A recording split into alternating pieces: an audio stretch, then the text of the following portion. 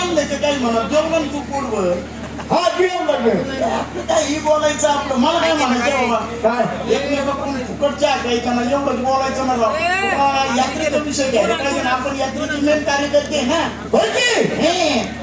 आपण आपल्या दोन घरच्यांना यात्रा भरती काय नाही आपल्या जीवाचा दिवलग मित्र मास्टर भिका भीमा सांगवीकर यांचे 3 नंबरचे चिरंजीव पंकज कुमार सांगवीकर हा हा हा ताबडतोब बोलावून घेतलं पाहिजे. लवकर चांगल्या कामाला वेळ नको. अहो पंकज कुमार सांगवीकर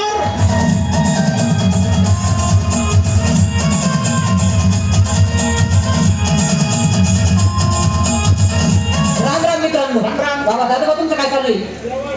आई वडील कशी आहेत? लेकरं बाळ तुझं काय चालू आहे बाबा एवढं सांग. माझं काय चालायचं बाबा गावची यात्रा म्हणून पैशावाला माणूस बोलून घ्यायचा आणि गावची यात्रा भरवायची. ही बरोबर गावची आली यात्रा. हं. पण ते तुझी बायको मी काढून दिलेलं पोरगं कसं आहे आता? अरे त्या आईला जे गाडव धराव ते बुचत शहाणं कसं कोणी भेटाना. काय झालं? हे काय तुझी बायकोन मी काढून गेलेलं पोरगं चांगलं बोल. अरे तुमच्या पुस्तकात एखादं तरी वाक्य चांगलं आहे का रे? आलं तुझ्या मनात काळं पांढरं म्हणजे? मला सांग तू राहिला पुढे शेतात आहे. शेतात राहतो तू काय घरी नव्हता तुझी बायको होती बाहेर धुलो धुत होती बरं. आणि तुझं ते लहान पोरगं पिंट्या हा. खेळता खेळता पडलं ना विहिरीत. तुझी बायको घाबरली हा. मला असं दुरून बघितलं हा. म्हणजे भाऊजी पळा मी पळत गेलो म्हणलं बरी झालं काय म्हणजे मला काय मदत असा माणुसकीच्या नात्यानं मदतीचा हात मागितला. हा मदत करा म्हणे. म्हणलं वहिनी झालं काय ते तर सांगा म्हणे पोरगं विहिरीत पडलं. आता मित्राचं पोरगं काय आपलं पोरगं काय दोन आहे का? चल. कपड्यात सगळं विहिरीत उडी मारली पोरगं वर काढलं म्हणून म्हणलं तुझी बायको मी काढून दिलं पोरगं बरं आहे का विहिरीतून. उद्या आम्ही अख्खं खानदान येईल बुडून मारणार आहे. तुम्ही वाचवायला येऊ नका आणि तुमचे पाऊलच नका आमच्या घरी. तुझं नाही रे बाबा ते लहान लेकराच्या वहिनीच्या तोंडाकडे आणि पाहून त्याच्या आईचं भुसकाट उडालं ती वहिनी पेटली आणि तू पेटला तिकडं आग लागली तुम्हाला. जाऊ दे बाबा काय चांगलं कामालाच हे चांगलं करावं तो आपल्यावर येईल काय जाऊ दे नाही जात तुझ्या घरी. यात्रेचा विषय घेतला पाहिजे माणसाने. तुझं काय चालू बाकी माझं काय चालायचंय बाबा मी सुद्धा येता तुझ्या घरी गेलो होतो. जीवाचा दिवलग मित्र.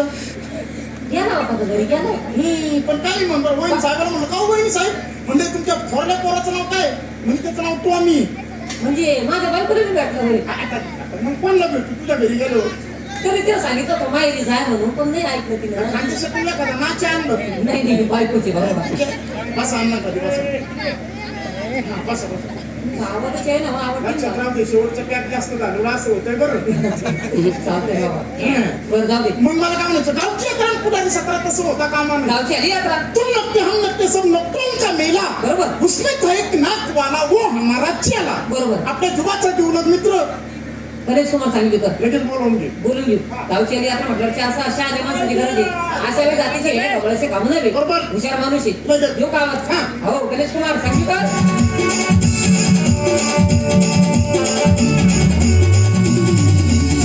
काय चाललं मित्रांनो? आनंदात तुझं कसं काय चाललं पठारे? अरे भाऊ दादू भाऊ तुमचं?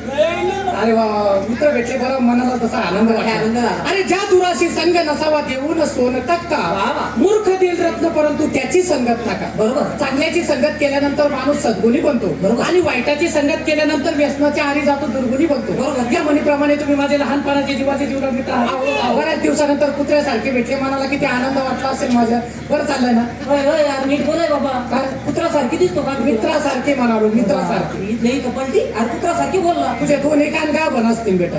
बरं कसं काय आनंदात चाललं? आई वडील कसे आहेत? आई वडिलांची सेवा करा. बरोबर. त्यांनी आपल्याला जन्म दिला. बरोबर. त्यांच्यामुळे हे सुंदर जग आपल्याला पाहायला भेटलं. चांगल्या वाईट गोष्टी करायला भेटल्या. बरोबर. म्हणून म्हटलं आई वडिलांची सेवा करत केलीच चला. पाहिजे. एक प्रकारे देवाची सेवा केली नाही तरी तरी चालेल चालेल. पण आई वडिलांची सेवा करायची. केली पाहिजे. ते खुशाल आहेत ना मग आपल्याला काही कमी पडत नाही. मुलं बाळ कसे आहेत? मुला बाळा आनंदात आणि पीक पाणी कसं काय आलं यावर्षी? पीक पाणी भरपूर भरपूर 2-4 पाऊस पाहिजे होते अजून आजच पाहिजे होता. कारण उन्हाळ्यात पाऊस घुसला तरी तुला पाऊसच पाहिजे होता का गारवा? सारा गहू हरभराचा नाश झाला तरी याला पाऊस पाहिजे. मूर्ख कुठला? ये इकडं. बाकी सगळं व्यवस्थित आहे अरे ना? बाबा. हा, आनंद आहे? आनंदात. बरं बरं बरं. कुठले आहे तुम्ही? अख्ख्या घराचा सातबारा उतारा काढला म्हणून म्हणतो कुठले तुम्ही अरे कुठून आले तुम्ही? कुठून आले तुम्ही? बऱ्याच वर्षानंतर भेटले. मला फार कोरोनाच्या आधीची भेट आहे. हा. आता जिकडे तिकडे पांगली यात्रेनिमित्त एकत्र येतो आपण. कामधंद्याला रस्ता असं आहे. आणि त्यातल्या त्यात तुम्हाला माहिती आहे, माझं घरानं शिकार सम्राट. आजोबा पंजोबापासून तुझं घर शिकार सम्राट. आजोबा पंजोबापासून माझ्या घराण्याला शिकार सम्राट पदवी माहिती का? आता ओके जाऊ दे. शिकारच्या बाबतीत तुझा पहिला बाप लय हुशार होता. हा, पहिला बाप लय हुशार होता. आता बारा बापाचा दिसतो का मी? खरे गाडवा. शिकारीच्या बाबतीत तुमचा पहिल्यापासून बाप लय हुशार होता असं म्हणायचं होतं पहिल्यापासून. पहिल्यापासून म्हणणं का काय बोलतो रे? बारा बापाचं म्हणलं तू म्हणतरी काय राग आला का बरं? अरे बारा बापाच्या माणसाला काही कमी राहत नाही, काही भांडण झाली का प्रत्येक चौकात एक बाप उभाच राहत. तेवढ्यासाठी करायचे ते बारा बाप. गाढव कुठला? आता माझ्या आजोबांपासून माझ्या घराला शिकार सम्राट पदवी म्हटल्यावर मी काय गावात टुकार सारखं फिरायचं हे महत्वाचं आहे. आहे का नाही? म्हटलं आजोबांचं वडिलांचं नाव चालवलं पाहिजे, बरोबर. आपण सुद्धा शिकार केली पाहिजे. बरोबर. आणि डोक्यात खटकाच पडला हो कशाचा? शिकारीचा. आणि 8 दिवसापूर्वीची गोष्ट आताची. पहाटे 4ला उठलो, त्या आजोबांची जुनी तलवार काढली, कांदे कापायचे. कांदे कापायचे. अरे हॉटेलवाला होता का तो? हॉटेलवाला होता का तो? अरे शिकारीची तलवार काढली आहे गाडवा. अरे मध्ये मध्ये बोलू नको ना. मध्ये मध्ये बोलू नको रे. असं काय करतोय यार?